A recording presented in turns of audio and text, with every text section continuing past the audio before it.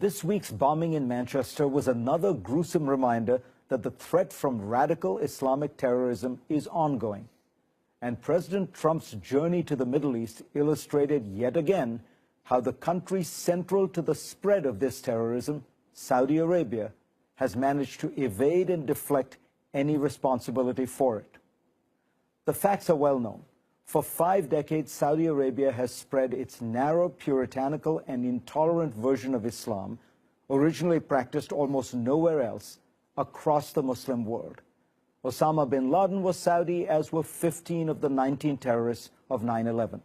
And we know through a leaked email by former Secretary of State Hillary Clinton, in recent years, the Saudi government, along with Qatar, has been providing clandestine financial and logistical support to ISIL and other radical Sunni groups in the region. Saudi nationals make up the second largest group of foreign fighters in the Islamic State, and by some accounts the largest in the terrorist group's Iraqi operations. ISIS draws its beliefs from Saudi Arabia's Wahhabi version of Islam. As the former imam of the kingdom's Grand Mosque said last year, ISIS, quote, exploited our own principles that can be found in our books.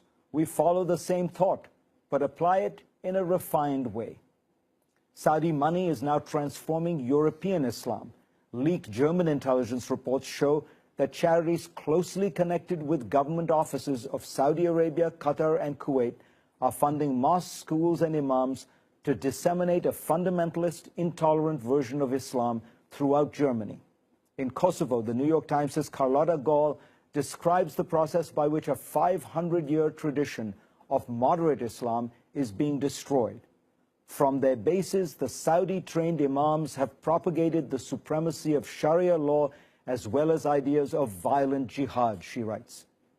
Saudi Arabia's government has begun to slow many of its most egregious practices. It is now being run de facto by a young, intelligent reformer, Deputy Crown Prince Mohammed bin Salman, who appears to be refreshingly pragmatic. But so far, the Saudi reforms have mostly translated into better economic policy for the kingdom, not a break with its powerful religious establishment.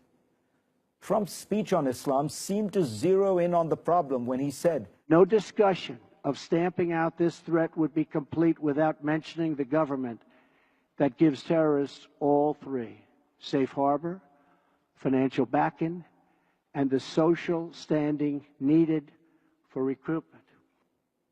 But Trump, it turns out, was talking not about his host Saudi Arabia, but rather Iran.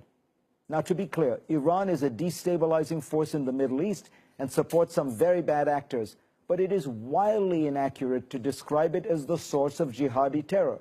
According to an analysis of the Global Terrorism Database by Leif Wenar of King's College, 94% of deaths caused by Islamic terrorism since 2001 were perpetrated by ISIS, Al-Qaeda, and other Sunni jihadists. Iran is fighting those groups, not fueling them. Almost every terror attack in the West has had some connection to Saudi Arabia. Virtually none has been directly linked to Iran. Trump has adopted the Saudi line on terrorism, which deflects any blame from the kingdom and redirects it toward Iran. The Saudis dazzle Trump's inexperienced negotiators with attention, arms deals, and donations to a World Bank fund for women that Ivanka Trump is championing, even though Trump demanded in 2016 that the Clinton Foundation return money from the Saudis who, quote, want women as slaves and to kill gays, unquote. In short, the Saudis played Donald Trump. America has now signed up for Saudi Arabia's Middle East policy, a relentless series of battles against Shiites and their allies throughout the region. That will enmesh Washington in a never-ending sectarian struggle, fuel instability, and complicate its ties with countries like Iraq that want good relations with both sides. But most important, it will do nothing to address the direct and ongoing threat to Americans: jihadi terrorism.